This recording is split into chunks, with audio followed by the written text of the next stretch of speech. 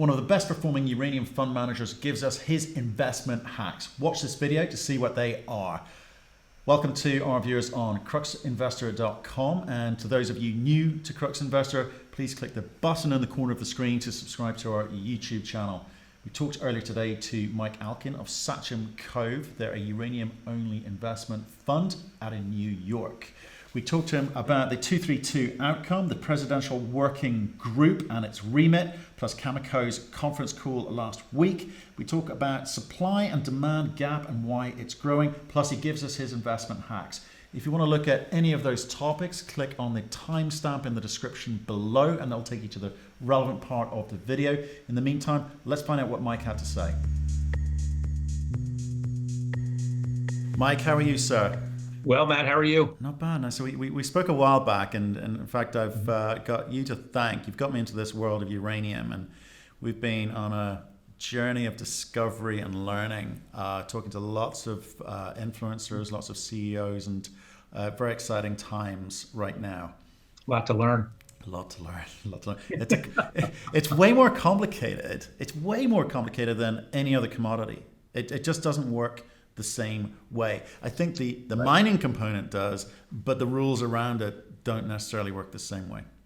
That's what we've discovered. And nuclear power and the end product, right? Nuclear power is complicated. It's controversial.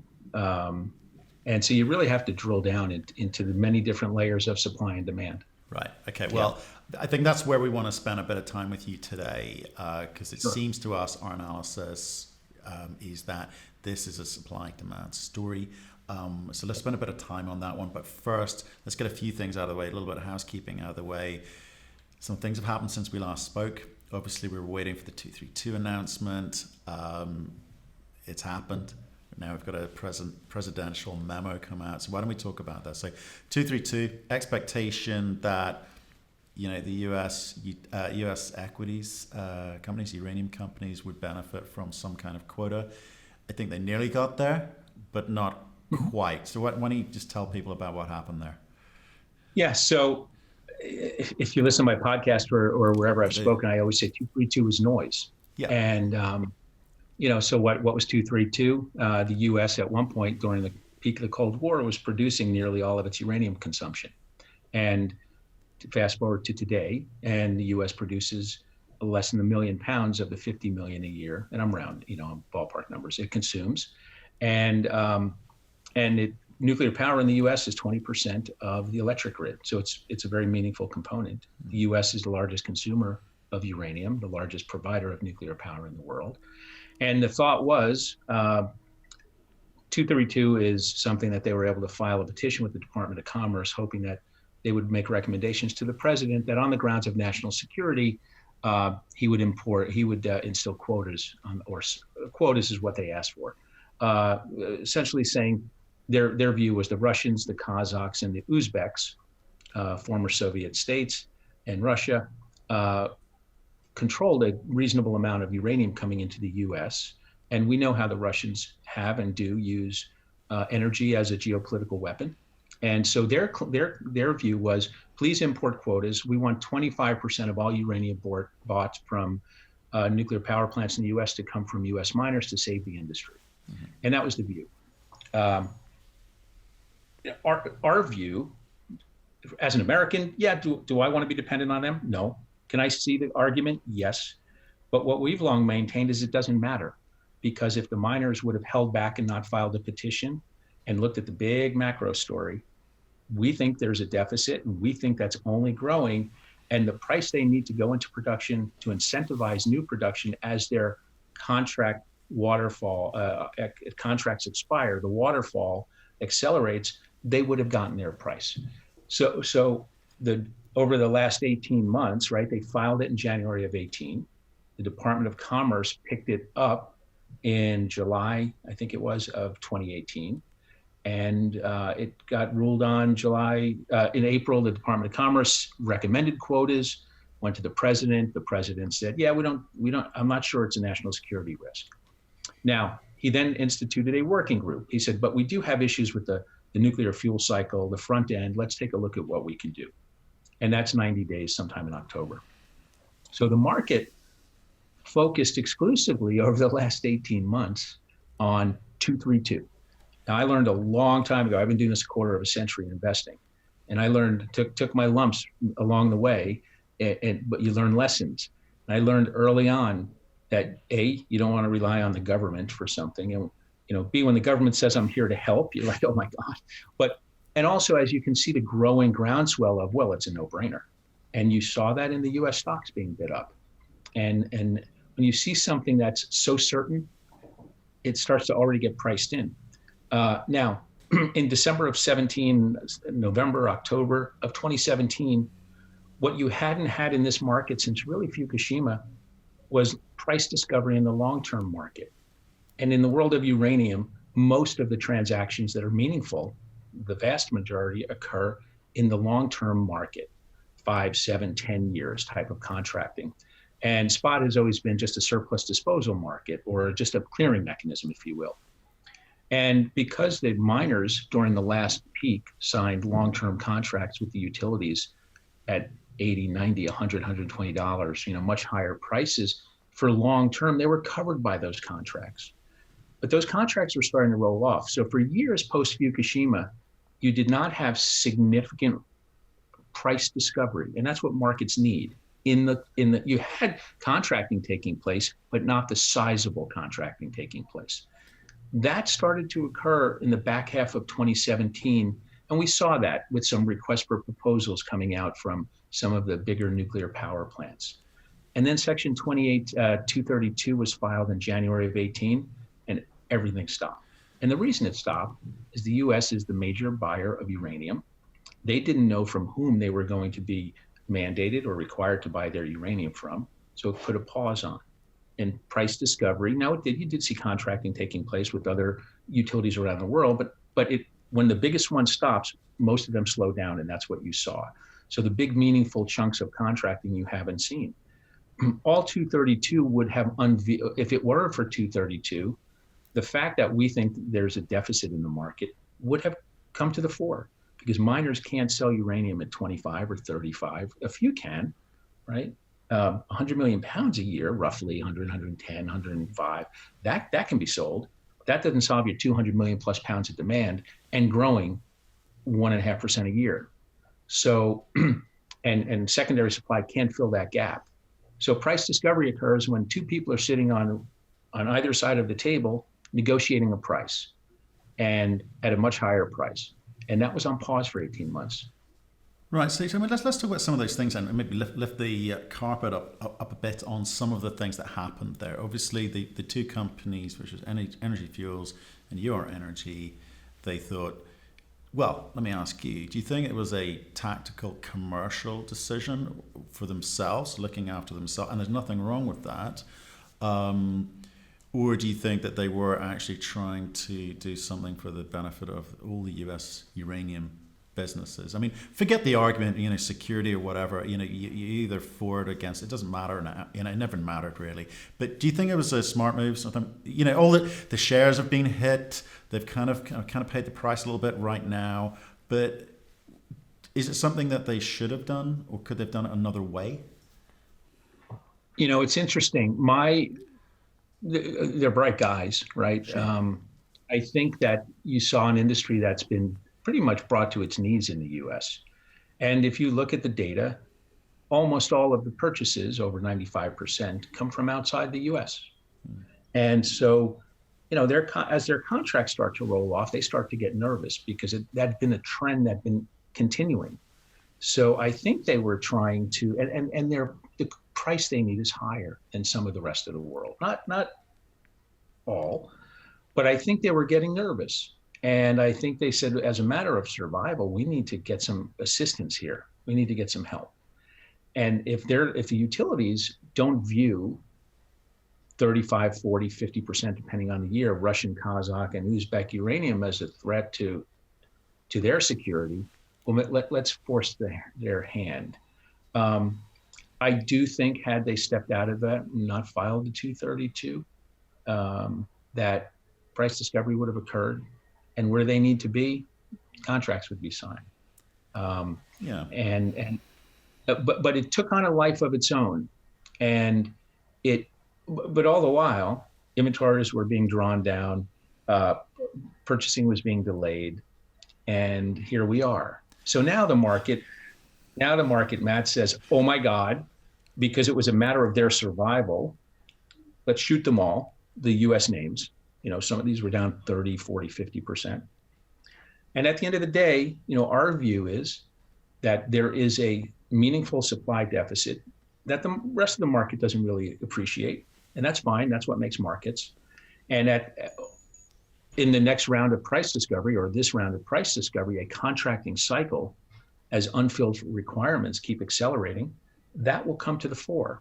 And those who can produce in a reasonable period of time, that have been a reliable supplier, or can bring production online and provide utilities with security of supply, will be okay. We've had a lot of people say, well, 232 isn't dead. And a lot of people say it is. Where do you sit on that? So they have a working group, a 90-day working group, and it's a lot of the cabinet members. Will the cabinet members themselves be included in this and involved? Who knows? What I can say is, I think from our, time, we were a resource in part for the Department of Commerce while they were doing their investigation, just educating basic stuff, having no idea which way they were leaning one way or the other, but just they reached out to us on a few occasions, and we were happy to share our insights in the nuclear market and the uranium market. When was that precisely? Because I know there was an initiative from June 2017, which was, I don't know what was happening there, but when were you involved with the? 2019. Okay. Just answering, just questions on the uranium and nuclear power market. Okay. Just filling in blanks and stuff like that. Right. But no idea which way they were leaning one way or the other. But so the recommendations came, but the point is they were thoughtful and working hard to understand the market, and they had 9 months to do that. And it was certainly, and as watching a government entity really peel the onion back, said, okay, they're trying to get their head around this. Now, where that goes, who knows? You got to remember, the nuclear power lobby is significantly greater than the uranium mining lobby, which has supplied 400 jobs versus hundreds of thousands of jobs. Well, we looked at the spend of the nuclear lobbyists versus uranium lobbyists. It's phenomenal difference. Now, interestingly, right, and I have always contended, and I will continue to contend, that if you look at the feedstock cost, uranium, as a percentage of the operating cost of a nuclear power plant, it is de minimis versus the other choices such as coal and natural gas. For instance, if we look at 2018 in the United States at $32 per megawatt hour to operate one of these plants, a little less than $6 was fuel. But that fuel is uranium conversion, enrichment, it's a fuel cycle. So a much smaller portion of that, less than half of that, is uranium, versus 75 to 85% of the feedstock to operate a coal or a power plant. Is that affected by, when you're building a reactor, there's a lot more regulation, control, safety, concerns than a regular power station, like say coal, for instance, right? Because you feed the coal and you burn it, you get in. It's a much simpler process. So clearly, a reactor is going to cost a whole bunch more, which is, and we'll get onto it a bit when we're talking about demand side, but that also feeds into it. But so there's a lot of variables around these percentages, etc. But the thing I want to ask you, though, with regards to that is, where do you sit in this argument as to, it may be a de minimis amount, but as a percentage of US reactors margins, it's significant. That some of them, or a lot of them, are getting subsidies, apparently.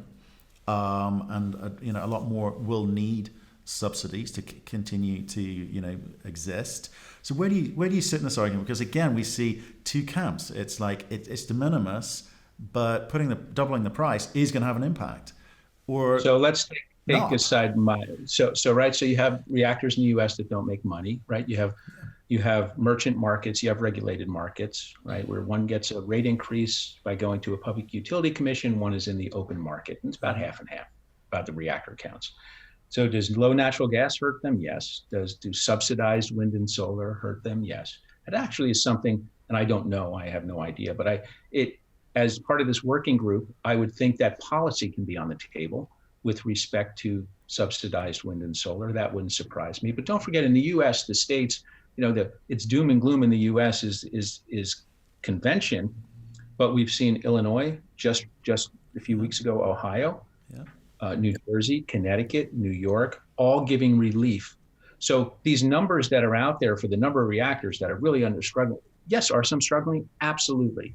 But the states are coming in and recognizing nuclear's role in this, because what do you have to replace it? So, we think the doom and gloom scenario, people attached to this recency bias, but what's happening is constant support. You're seeing now in the last couple of days, there was bipartisan legislation introduced to extend licenses. And there's a growing groundswell of support for nuclear power around the world, but also in the US, which is the largest consumer of nuclear power, but an industry that really, over the bear market, it's very easy to say, oh, it's dying. But there's relief along the way. So again, just to finish off on this kind of housekeeping bit, so the working group has been put together. To me, having read the presidential memo, quite vague, quite unclear. To other people, it's they've seemed to be able to read a lot into it, which my hat off to them. But it seems to be focused around nuclear fuel protection, which covers a lot of things. Because as you say, the nuclear cycle, it does involve uranium. It involves a lot of other things. It also involves utilities who have other vested interests, which may be gas, it may be coal, maybe renewables, wind, solar, etc.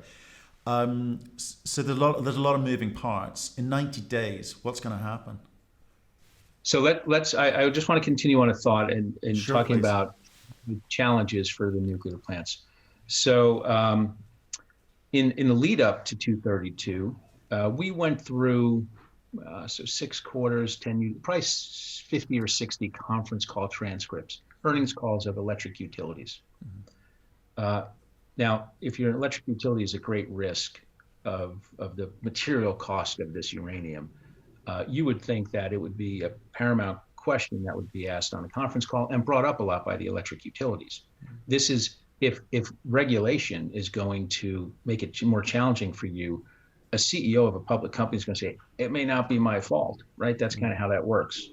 If they don't have to do a mea culpa because it wasn't their fault. We couldn't find a conference call where an analyst asked a question about Section 232.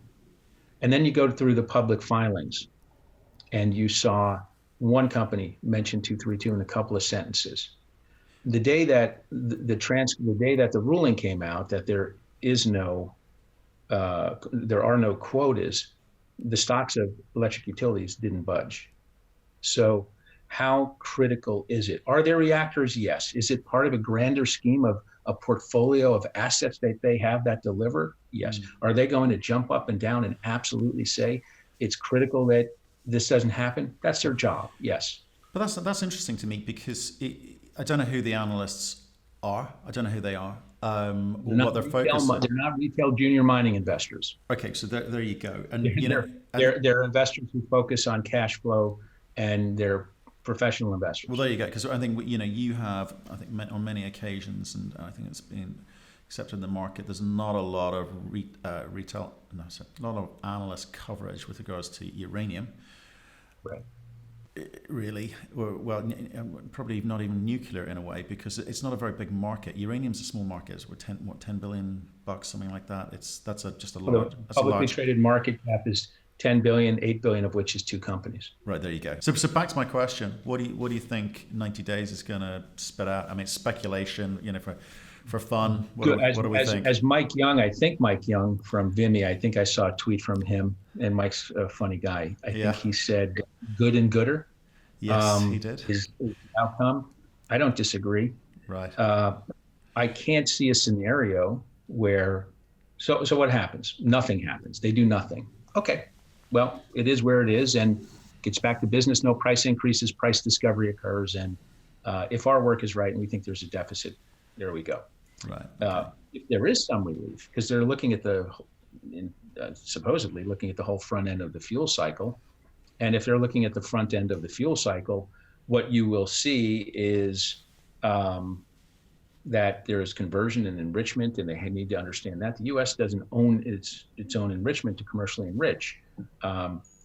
Is that a surefire cure right away for uranium miners that have? Not really, but it's probably, my guess is there's probably this has raised awareness as to the importance of nuclear power and how can we help the nuclear power plants.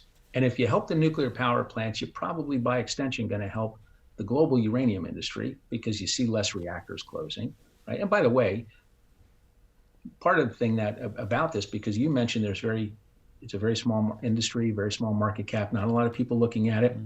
So what winds up happening, Matt, is people look and take a mosaic of information. Oh, the U.S. is in a tough nuclear power situation. That populates their thinking. Well, if you're modeling this out, you better take a number of those reactors out. So you have to come to a number. It's part of a mosaic. And it comes that you see this all the time in this sector because there's so few institutional eyeballs on it. And the sell side, with the exception of a couple, maybe a few, but I'll say a couple, are modeling industry organizational numbers and forecasts that are out there, which we don't put much weight on. Right. Okay. We've seen a lot of people, feeding back to us, like hundreds and hundreds of, if not thousands of comments, and you kind of go through those, and it's investing is a curious beast, certainly for the retail and high net worth family office. Okay. And that this kind of, I want to talk about some investment hacks, we'll call them. Okay. Which is, what do you look for generally when you're investing? What should you be looking for? And we're not going to talk about companies specifically. I don't want to talk about specific companies, but just generally, because it's a very emotional thing. There's money involved, and money creates emotion, and it's your money, right? And as a retail investor, you come at it very emotionally compared to institutional, such as yourself, where it's slightly colder, more rational, analysis of a situation, because it's two different sets of emotional states. So we've noticed in the feedback that people, we've put out some information and people look at it, and you probably find the same. People look at it, and depending if you've invested in that stock, you'll interpret it one way, and someone who's not in that stock and maybe in another stock, they interpret exactly the same information in an entirely different way. So the same data, two different outcomes.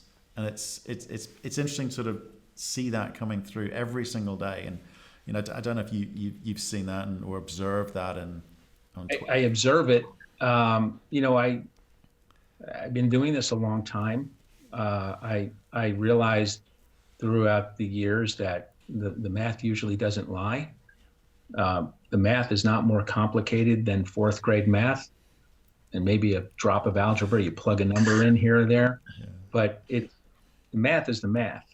Yeah. And what tends to happen is people are headline driven and price action driven. And I just don't care about short-term price action. And short-term doesn't mean today. It means for us, for me, for Sachem Cove, it's about risk reward. What's my potential upside versus my potential downside? And to do that, you can't calculate that unless you look at it on a company by company basis. And in this case, the macro uranium. And you have to understand primary supply, secondary supply, inventory levels, unfulfilled contract needs. If you don't have that, I can understand why it's easy to be scared. Because you need headlines. And I always say this, and I hate even hearing myself say it because I sound repetitive, but recency bias is an enormous driver of people's actions when it comes to investing. The most, and it's also when it comes to sell side analysts. institutional sell side analysts that are writing research, there's comfort in crowds. And when the market is down, people attach themselves to the most recent environment. Because if you go outside of that, now you're alone. You're on an island. And a lot of people aren't comfortable there. No, of course not. But I'm just going to. I've come from an institutional background, right? So I look at this slightly colder than perhaps some friends of mine might do, and I find if you don't, you will go mad, because the thought of day trading to me is difficult, because say information changes on a daily basis, and are you expected to change your thesis on a daily basis? I think that doesn't really work. But everyone's different. Everyone has their own thing. Some companies are better than others. I'm not going to talk about specific companies, just in generalities, because I imagine Sachem Cove hasn't just placed a $1 million bet on each and every single uranium company out there. Okay, you don't think like that. No one should. So let's come back to a little bit of micro, help people. The fundamentals of mining don't change, right? But what are the sorts of things that you look for in companies? Are you a management guy, an asset guy, jurisdiction guy? What are the things that you look for? I'm a short seller by nature. Mm-hmm. That's my vocation for many years, and I still think like a short seller. Mm-hmm. So I'm a bullshit guy. I look for bullshit. I look for blowhard management teams. Right. And I look for bullshit management teams. And we do our work. We do our analysis on the macro. We do our analysis on the company, and then we speak to companies. We speak to them, and we're good note takers. And then we speak to them again, and we ask them the same questions. And if you're a management team and you were on the other side of a call with us, you think, didn't these guys hear me last time? And then we talk to you again, and we're going to ask you the same question. We want to see if you remembered how you answered it. And that's important to us. From a project standpoint, we talk to consultants, we talk to engineers, we talk to geologists. We're none of the above. So we, it's art, right? There's a bullshit detector. The mining industry, I have on my computer desk, I'm not in that room right now, but I have on my desk, a mine is a hole in the ground with a liar standing next to it, Mark Twain, right? And I always remember that. And they're in the business of raising capital to explore, develop, and do whatever. Are all of them full of shit? Absolutely not. Are many? Probably. So you have to determine that. I don't say who I think it is, and that's not my place to say that. Do companies go out and acquire during a bear market? What do they need to do to survive? There's no revenue. What do? They need to raise capital. So what do? They need to make those glossy presentations, make us look as good as they can. So what do? They lower the costs a little bit, talk about the pounds that they have, and then what else do? They go acquire companies by issuing stock, and they play the pound in the ground game, right? Look how many pounds we have, and the enterprise value divided by pound makes us look cheap. And they diluted shareholders. Now, it doesn't always mean, we can't take a broad brush. Every company's different. You have to know what you're looking for. So yeah, management's important, very much so, especially in the mining space. Geography, yes. Now, some people have rules of thumb for how they think geographically. We think geographically. Obviously, the jurisdiction has to be good. It has to be a very good mining jurisdiction. The rule of law apply, but what role does uranium mining play to the economics of that government is also an important question to ask. What's the history been? How long have they been mining there? Has there been any interruptions? What's been that challenge? And it requires questions and reading. And then you need to think about, where does the cycle play out, right? So for the last 18 months since 232, it's become a U.S. focused uranium mining store in the global landscape. Why? The U.S. is insignificant in the terms of the global landscape. So you have to ask yourself, how does this cycle play out? Who are the buyers of these assets?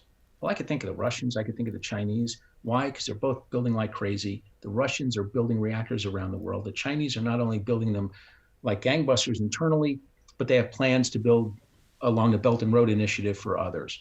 who else is dependent now? Who's growing nuclear power? India. Who else is growing it? The Middle East. Well, what do all of those have in common? Where can they probably not come in and buy a majority owned stake of a company? Probably not the US, right? Can they buy minority stakes in Canadian companies? Yeah, we've seen that. But where do they get big pounds fast? Right? Africa is not a bad place, right? So, and have they been mining? Now, have they been mining uranium there for decades? Yes, right? So you have to look about what parts of Africa, what the project is. But so we don't take that broad brush approach. But the other thing we don't do is we don't bet the ranch on one or two stocks, right? So, and that's, and so from you ask about investment hacks, right? We're going to if a little insight, right? Whether we're right or not, who knows? If we have a huge feeling about something and we're really comfortable with it, is it going to be a 15% position? Yeah. Okay. Could it be 20? Right now, if the cycle works and it grows, then it's portfolio management and how to manage that size position. But do we go out and put 50% in one position? Absolutely not. Now, from what I gather on Twitter, just from reading stuff, some people got really hurt in the U.S. in this past downturn. And I feel terrible for people if that happened to them. But they need to understand you have compassion for people, but you don't bet the ranch on something. There's different geographies, there's different stages, right? Because you have production, near-term production, exploration, and development. Who's going to go? What's the market going to pay for? Are they going to pay for pounds that can be produced right away? And at what stage will the market pay for that? Right. That's an important thing, right? Well, people ask me all the time, how come you're a short seller? How come you don't short anything in uranium? Because sometimes in the cycle turns, the shittiest companies are going to rip your face off because people are going to dream a dream that they're not dreaming in a bear market. So I think people need to have a little bit of a diversification, and they have to understand at what stage and what type of company they want to own. Okay, so that's been brilliant. Okay, because I think a lot of the rules of general investing and investing in mining apply there. Uranium mining, they're the same thing. It's blended approach, and you got to understand what you're getting into. The things that stood out for me there, though, were your desire to talk to the management team, and then talk to the management team, and then talk to them again. Smart. I think that's really, really, really smart. And then the final piece of that was, where does that company sit for uranium? Specifically, where do they sit in the geographic picture that we've been painting? Where can they operate successfully? Permits, licensing, and all of that. But where can they sell into as well? What's their market? Or who's the end? Yeah, because in mining companies, in these big cycles, the good ones get taken out, right? Yeah. And who's the buyer of that asset? Yeah. You've seen over the years, going back 40, 50 years, the utilities were involved trying to vertically integrate at one point. Then it was oil and gas companies. When we look at data libraries in the 70s and 80s, they have a ton of them. And then that kind of gave way. Now, what role do the big mining companies have right now in it? Do they have an appetite for uranium? Not really. Now, right? It's a leper, and it's so small for them. So who are the buyers of these assets? And people then tend to look at projects and say, well, that's a third quartile producer, and they'll never get in. A buyer of an asset that needs uranium and can't buy elsewhere, and it might be a state-owned entity, doesn't care what they're paying to produce that. The Husab mine in Namibia is a great example, owned by the Chinese. Produces nowhere near nameplate capacity. Costs have ranged anywhere $50 to $75+ a pound. They don't care. They need the uranium. Do you think that? I mean, you've been in a uranium guy for what, 2.5, 3 years? I mean, how long have you been? I think April of 17. I said I see a bull market emerging, right, and that was pre-Section 232. Right. And at the time, what I was saying was, production cuts have to come. There's an issue out there with Russia. You got to look at that. The U.S. has to figure something out, and a host of things. 232 came and created. You need price discovery and production cuts, and that's what we're seeing. Nothing's changed since then, except you had price discovery put on the shelf while Section 232 came 8 months later. Right. Okay. So, I think a lot's happened for you since then. You must have lots changed. It to be much further supported than it was. Right. So Yes. you must further down the line, as it were. Your thesis still holds true. Unquestionably. Things. Yeah. It's stronger than I would have thought. Okay. When I modeled it. So let's come on to we'll start with demand. Because demand is a nice, easy one. It's obvious. There's billions of dollars being spent building reactors all around the world by lots of countries. So those countries are buyer of nuclear as a solution. Okay, it's a question of how much, not if. It's how much uranium is going to be required. Right? Is that fair to say? Yeah. Well, yeah. And if you want to think, let's cycles, peaks and troughs.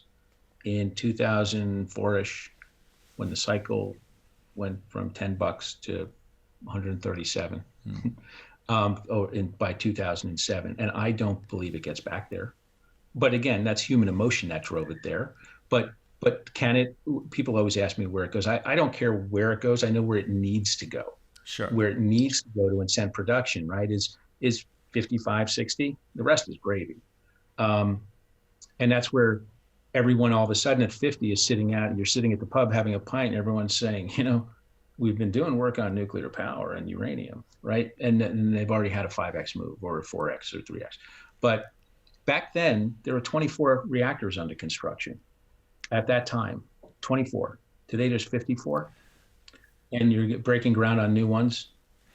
I keep asking people whether or not there are controls in the market, and I don't mean geopolitical, Kazakhs versus Cameco or Russia versus US. I just mean we learned a lot in the last cycle. It went up and it shot down. A black swan event, admittedly, kind of was the cause of that. But do you think that what was the black swan? Well, I'm talking back in the last cycle with Fukushima, happening. You're right? talking 11, yeah.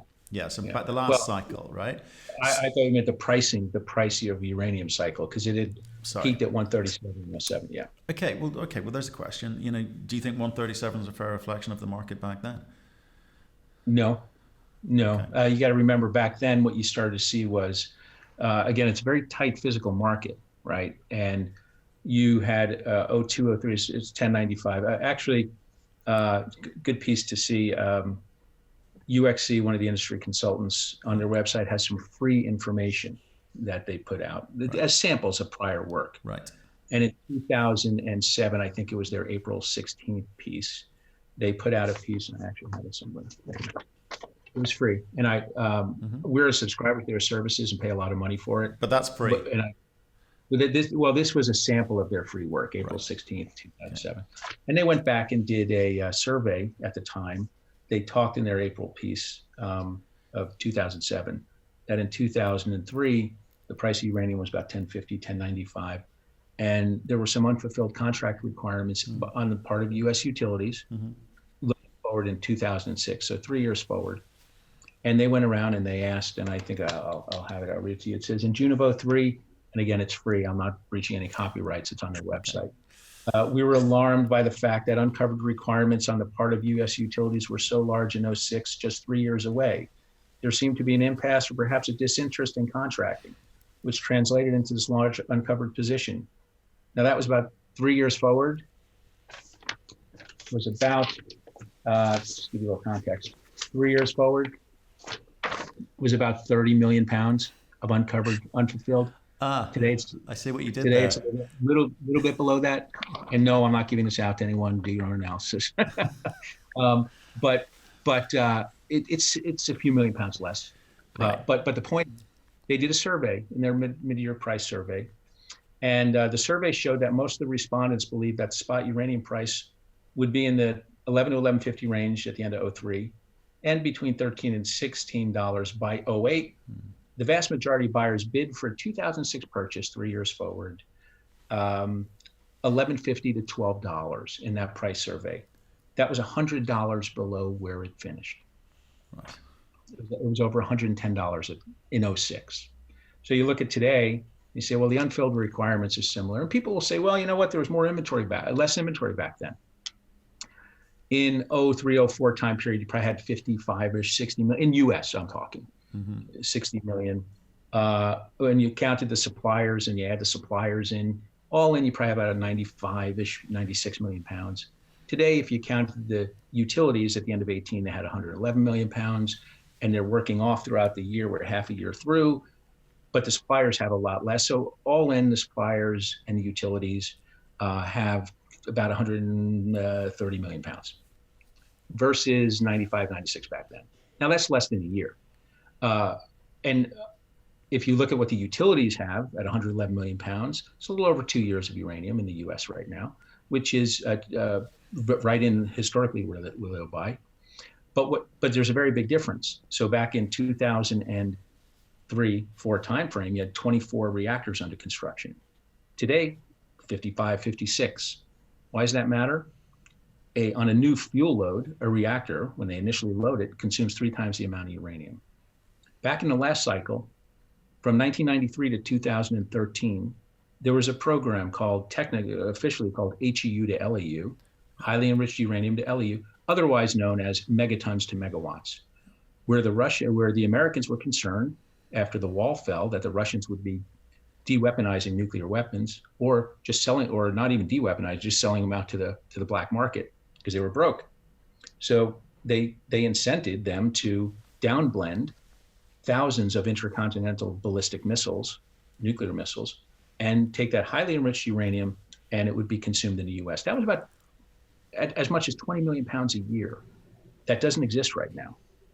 There were also, a fuel buyer in 03 would look forward and see that Cigar Lake was coming online in the 07 time period, 18, 19 million pounds a year. So they looked forward, and at the time they had a never-ending supply of HEU to LEU at 20 million pounds a year. You had a big mammoth mine coming online. You had much less reactors, right? And you still were in a pretty reasonable surplus. And they were forecasting deficits in 06, 07. Today, you've had a 20% cut to supply. Demand is accelerating very rapidly because of these new reactor construction starts. Since the last really forecasting period of let's say, the World Nuclear Association or others, you've seen the French come out and say, you know what? We're not taking those 14 reactors offline in 2025. It's a 2035 thing. India's accelerated. China's accelerated. The US has had relief. But yet, the unfilled requirements that were concerning people back in 03 are about here now. And the inventory levels don't wash, meaning it's de minimis. That's the setup you have. And it's math. It is math. I absolutely agree with that. So I think the timing for demand is more obvious. It's easy to see. You look at how many reactors there are, how many are being built, how many are going to be built, and the sort of general mood in the marketplace allows you to put a number on that, right? The supply side, way more complicated. The timing is not obvious. You know, so I think some people are saying, well, this thing could go on another 12 months. This uncertainty could go on another 12 months because someone's got to blink first. Someone's got to go on this price, right? So, and the issues being, as I understand them, is you've got production which has stopped.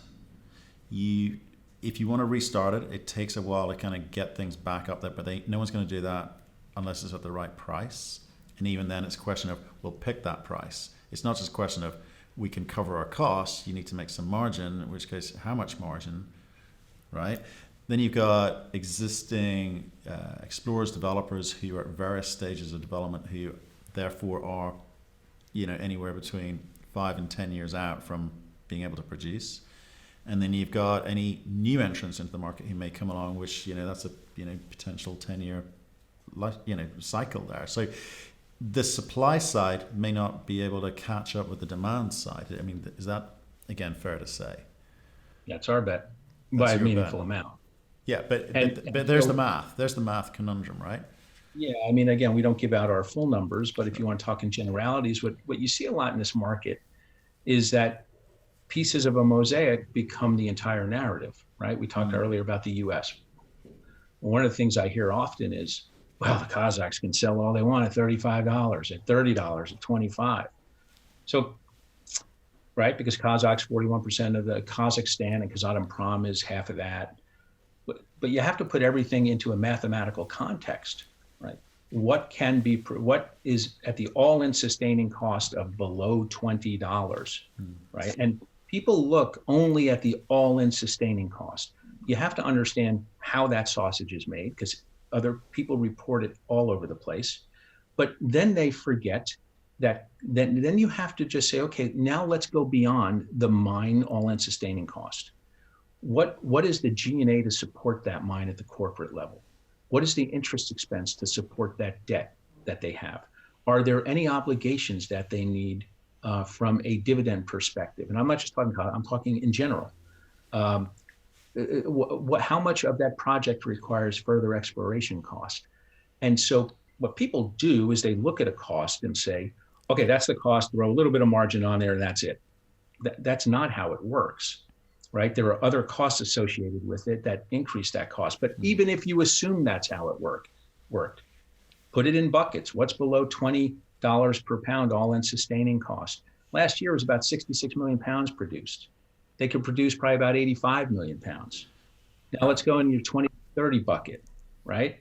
Now you're getting into the 20-ish, 25 million pounds ballpark, right? So, but now that's not incentive price. That's all in sustaining cost. That doesn't include G&A, doesn't include an interest expense. It doesn't include all the other expenses associated with it. Yeah. Where can that get sold? It probably gets sold in a $28, $30 range. Okay, so now what? You have 110, 115, 120 million pounds.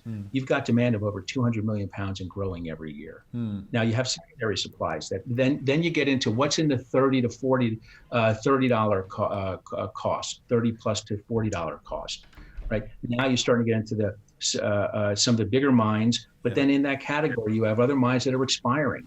You have other mines that are aged. You have further exploration costs that get done. Now you start to look at, and people could do the work, right? We're not going to lay it out for them, but now you start to get into, are you starting to get into the 150 range, 140 range? But that's the cost, right? So when we look at this, we say, okay, well, the spot price of 25 and the long-term contracting price are simply unsustainable. And that long-term contracting price is not where deals are being struck today. There's a methodology to that by a reporting organization, that if deals are being struck with a 4 handle, but there's a potential bid out there with a 3 handle, that's where it stays, right? So Cameco didn't add 25 million pounds in the first quarter and a little bit more in the second quarter to their order book at today at long-term prices. That's not why they shut McArthur River. They shut McArthur River.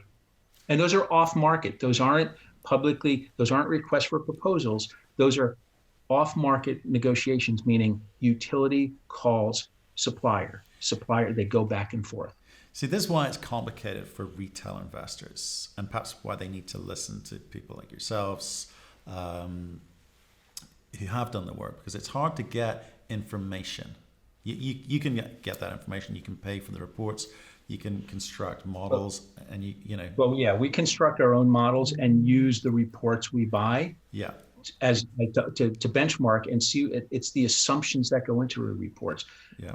And a lot of the sell side reports are just replications of those models, because there are very few uranium mining analysts on the sell side. They're covering other things. Well, again, that's what I'm saying. You know, this interview, this video that people are watching, it's for people who perhaps aren't so sophisticated in terms of investing. Or knowledgeable about uranium specifically. This is to give them paint a big picture as to what's been going on and and project out and say, what's the world look like. So that's why it's important to understand the demand side is a big tick as far as companies like your funds like yourself are concerned, and the supply side it's a question of timing. It's not a question of if. So it's a question of price discovery. There you go. Right. All right. If you don't mind, Mike, can we just spend a little bit of time just talking about the price? The inelastic nature of price in this commodity, because it's unlike any other that I've seen. Utility buyers will pay what they need to pay when they need uranium. A fuel buyer will not get fired if he pays $10 or 50 or 80 or 100. He will get fired, or she, I don't mean to be gender specific, but he or she will get fired if they don't have fabricated fuel rods ready to go into those reactors. Now, the incentives of fuel buyers are not to be heroes. They are to pay what their peers are paying. And so a fuel buyer doesn't get fired because he paid $80. He does get fired if he doesn't have fuel. And so that's security of supply. There is no substitute, right? There's nothing to substitute that. And when you start to get into issues now where there's a demand picture and a supply picture, and supply has been cut dramatically, and the projects that are on care and maintenance require much higher pricing to come online. And even then it doesn't fill the gap. That means new projects need to come online. New projects many of them have been put on the shelf. Many of them require prices, most of them, almost all of them, with a 5 handle. The bigger ones that are out there that have many big pounds at lower, that could come in, let's say, there's only a couple of them at lower pounds. Those are years in the future. It's a 2-year fuel cycle. From the time you order to the time you're going to get it, it's a couple of years. So now people say, well, my God, there's inventories out there. And there's numbers between 1.4 to 1.8. We're in the middle. A little towards the lower end of that range. But what you see is when you do those inventories, there's government stockpiles, there's many types of inventories. And what you have to look at, how much can I access when I really need it? And we think that's somewhere 50, 60 million pounds, maybe a little bit more, a little bit. I saw Tribeca recently said 75 million. It's we're talking a quarter of a year of supply, and the utilities globally, when you back out China from those equations, have 2.25 years. You're all at historical levels. So now where does that new production that's required come? Where does that production come from? It comes from new mines. And they need, some of them are over $1 billion. In a bear market, nobody is financing those mines to get built. So you need prices to go higher. So, but what's going to start it? What's going to get it? I know there's a need, but there's going to be a moment. So if I did you with some prospective investors, right, I'll show them a screen share. I'll show them our model. It goes on forever. Now it's up to 22 tabs, and it's got everything you could possibly think of. And you'll have that discussion. And at the end, sometimes somebody will say, and you'll show them the deficits that we have. And a couple of my friends who are other fund managers that I'm comfortable with sharing some work. And then they'll say, so what starts it, right? Price discovery starts it. Section 232 was not made up. It caused the largest pool of fuel buyers in the world to step aside. It caused a cascading effect from that. There was some contracting being done, and people will look and say, well, somebody's selling pricing at $32. So what? Who cares? Now you do need more of those to get done off market with a 4 handle. So the price reporters can't point to that 32 and say, well, some got done at 32. You need more of those. And those are, if you're in the fuel cycle, you know those discussions are occurring. When that changes overnight, psyche changes overnight. But during 232, those discussions by the people that matter weren't happening. Because if I'm a fuel buyer, the other thing, people think 232 came on a whatever day it was, on a Monday, officially, I think. On Tuesday, we're going to see the spot price of uranium go parabolic. That's so nonsensical and so not how it works and so unrealistic. For sure. But, you know, I like, you know, the human psyche does come into it. You know, there were people just looking. It comes back to that emotional investment psyche where you need something to be true. You want it to be true, but you need it to be true to justify your decision making, right? And there's been a lot of catalyst moments put up. 232 is one. I think some people putting the working group up as a catalyst moment, and that's it's whether they're there. But the 232 came 2 weeks ago. It cleared, right? There on God's green earth is no one going in and saying at a utility in July and August saying, like, we're talking electric utilities. Yeah. We're not talking large tech companies whose motto is move fast and break things. We're talking electric utilities where they've had 18 months of uncertainty. They now have to digest what it is. They now have to step back and say, okay, let's plan now what we know. And by the way, a contract negotiation takes months. Absolutely. They're going back and forth. So to the investor that freaked out because it didn't move right away, I'm sorry to say that's they've got to get more in the weeds then. Absolutely. And I think, but you could say the same with the working group. People sitting back and expecting something miraculous for the uranium industry from the working group. You shouldn't expect miracles when you're investing. There you go. I can't hold people's hands, right? Miracles don't, right? What are you hoping for? If you understand, like we believe, and again, we could be wrong. That's what makes markets. Right. But what we believe is when price discovery in mass occurs, and our signs are telling us Cameco's not signing contracts with a 3 handle, it's a 4 handle. Other discussions are taking place. Eventually, the long-term price on a reported basis will move up. Right. Then from that point, you're fine. If you anticipated that 232 is going to come and something's going to happen like that overnight, it doesn't work that way. So I think we're in violent agreement. The macro story is good. The fundamentals of the math is there. In terms of that macro picture, supply demand picture. There's been a few events which we've discussed today. 232, the working group. It's kind of my opinion of the working group is whatever. It'll be fine. It doesn't matter. Yeah, it's not. It's good and gooder. What are they going to do? They're not going to go back and say, "Oh, by the way, well, the working group has no. What can they do? They can say, we're going to make it tougher for the U.S. The U.S. miners, they respect on the global landscape. So there's lots of things that will come out of that, which probably will affect uranium positively, globally, internationally.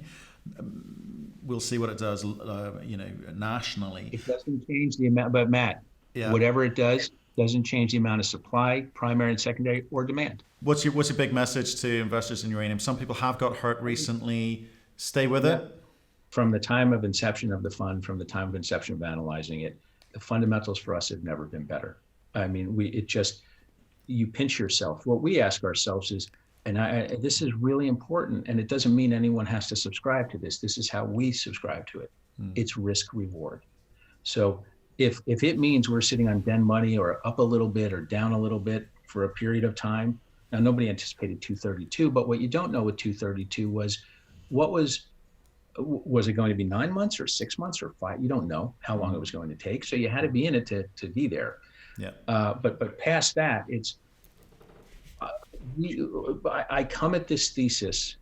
We come at this thesis at Sachem Cove from how does uranium go lower from here, right? That's how we think about the world, and what gets it lower. Because if we take care of our downside, the upside takes care of itself. We don't come at it saying uranium's going to the moon, it's going to 130, 120. I have no idea.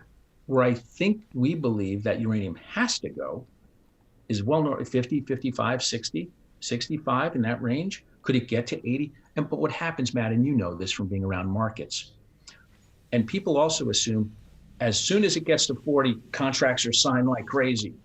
If I just saw, and I'm a producer, and the price of uranium just moved 40% to get to that cost that I need it to be, I'm going to step out of the market. I might sign a little bit, but I'm not going to fill up my entire mine order book.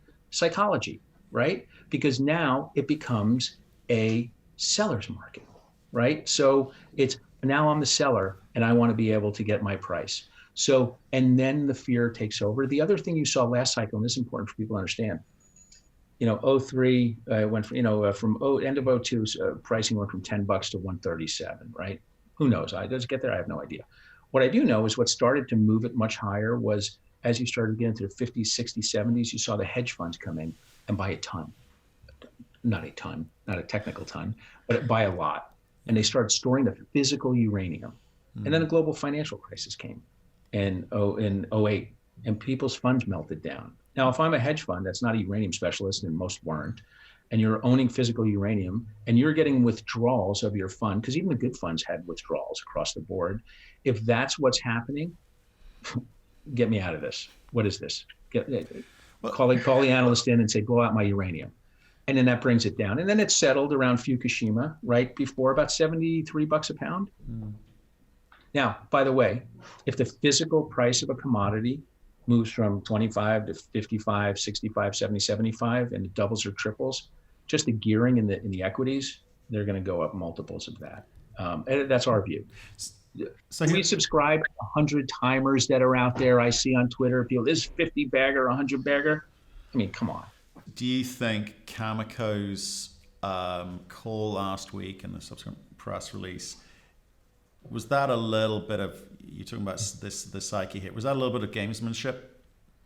Absolutely. We are, I like the guys there, like Tim, like Grant. They're professional, they're sharp guys.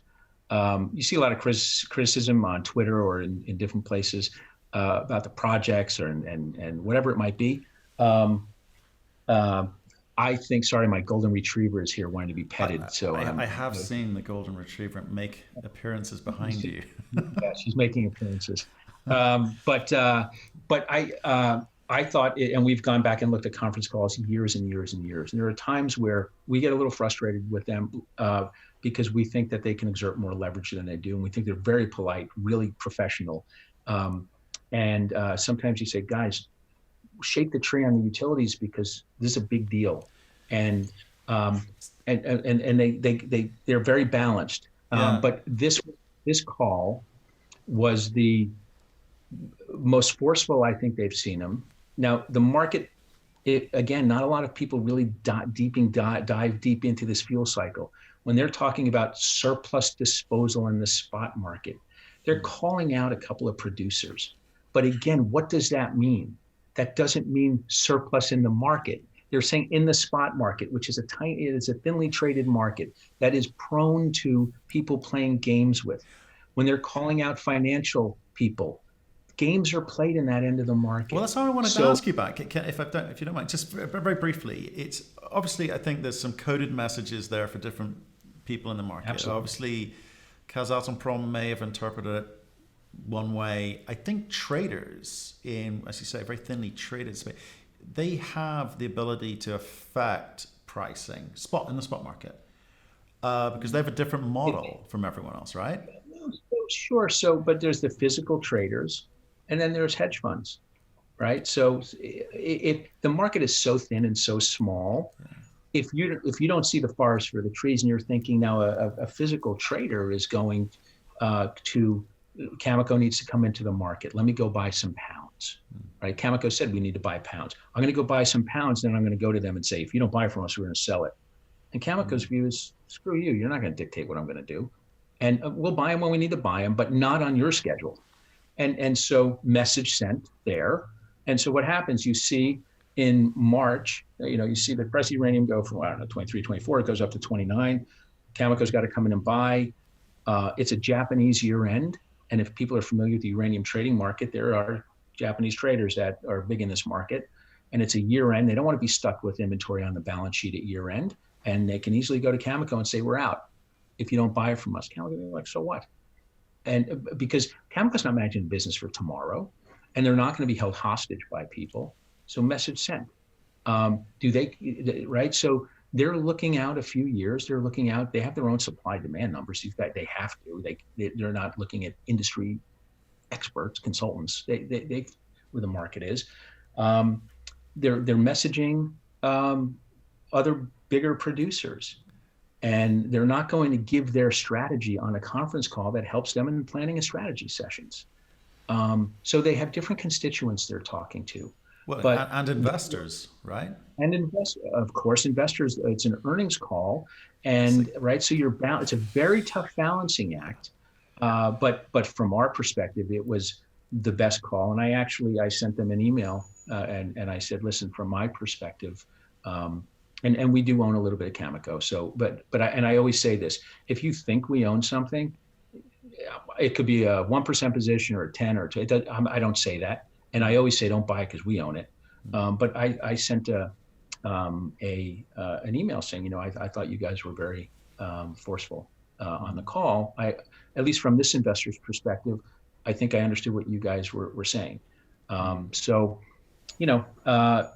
that gets interpreted, the spot surplus. Now, if you don't live in the nuclear fuel market and you hear that, you might think, oh my gosh, there's excess, it's flooded.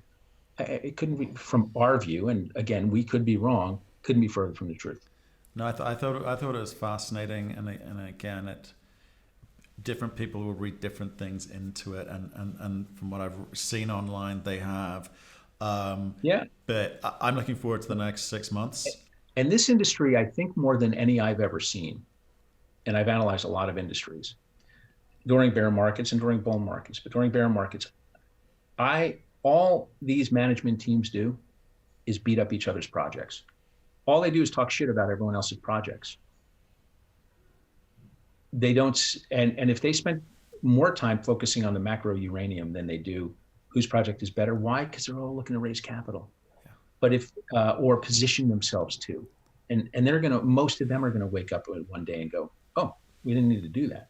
Yeah, it's fascinating because we've spoken to a bunch of different companies on video, off video, and some of them are struggling with a little bit for cash and having to raise money, and it's expensive money right now. Okay, because their shares are where they are, and the market is where and they're giving out warrants and all of that good stuff, right? And no surprise really. And then there's some companies who are quite close. They've quite close to doing everything that they can do. They've spent their money and they just need to hang on in there till the market turns. So they've all got slightly different drivers going on. Again, no, it's not rocket science. But what I thought was interesting was that the companies which are quite close to putting the numbers together, they're going to have to work out at what point do they try and enter the market. At what point do you come in? Do you take that cash? Because you can go to the banks and take the cash today if you can find someone to give you the mostly debt, I'm guessing. Or you wait a little bit and you wait for that, as you say, that price discovery to determine is now the moment because it's best for my investors and my shareholders. I mean, I can't imagine what they're going through at the moment. I think a good number, maybe that's the phrase I'll use.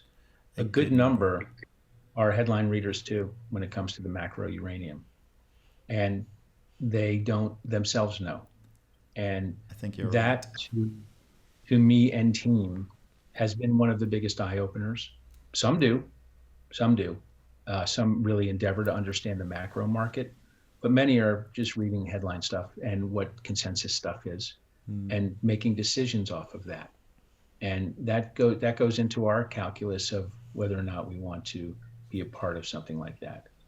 Now, will we sometimes, and do it much less now, but early on, did we finance a few through some pipes, private investment, public equities? You get a 5-year warrant, and we give a little bit of cash for a project we thought was okay, maybe not great, but we thought had potential. Yeah. It's a sliver of our fund. And so, yeah, okay, because if the warrants work, it's okay, but it's a very, very small portion of what we do. Right. But the more you spend time here, the more you realize you need to be very selective and understand what these management teams know about not only their projects, but when they need to go to market. This is what I was getting at with these investment hacks. What are the things that what are the buttons they need to press to kind of get you to go yes? Because like pipes, if someone's willing to take a pipe investment, I'm slightly nervous about the project. In my day, they've got limited options or less options, right? But the ones that you were willing to invest in, it says a lot about the company to me, for sure. But there are. I mean, we'll do a little, and you get a warrant. You build a little bit of a warrant bank. If the work is right and the cycle turns, some of these things have goofy returns. You say okay, but that's a very small portion. Oh yeah, but from your side, it's absolutely worth it. But like I say, from the company's perspective, that's a different story. But I, the one thing that you said you're doing this for the retail investor. I see a lot of commentary on Twitter and a lot of people very passionate, and they some really educated ones. And but I don't know. I speak to a couple of them offline, but you get the sense that it's bet the ranch mentality on things, and this is happens overnight and to the moon. And these are long cycles. You have ups and downs, right? And people get impatient, and like you said, it's personal, it's their money, but spread it out a little. Yeah. And we don't spread it out too much, but one or two companies, I always say this, I half joke, even if you love the greatest in the world, and I thought it had 10 bag potential, is it going to be half my fund? No. Why? Because I don't know if the CEO is sleeping with the secretary, and you're going to wake up one day and the stock's down 50%, and shit like that happens. Yeah. No, it does. The accounting is you do the best you can, but you don't know what goes on behind closed doors. So you just, you got to put some risk management in there. Totally agree with that. Mike, great place to end. Thank you for your time. Welcome back from holiday. And earlier, I looked like I got a little tan. I try not to. I throw on the 50 SFP, whatever they call it, but once in a while, a little bit of sun at the beach. You're a reluctant beach guy, right? I am a winter guy. Put me in hockey equipment and on skates, and that's my thing. Well, there you go. Well, I appreciate your time. Thanks very much. We look forward to speaking to you again. I'll be in London in September for the WNA. So see you there, sir. I'll see you for a pint of Guinness. Thanks very much for watching. We hope you enjoyed that. And if you did, please click the button in the corner of the screen to subscribe to our YouTube channel. You can also catch us on our website, cruxinvestor.com, and Cruxcast, our podcast series. Plus, most days you can catch us on LinkedIn and Twitter. We'd love getting your feedback, so please keep that coming, and we'll speak to you again soon.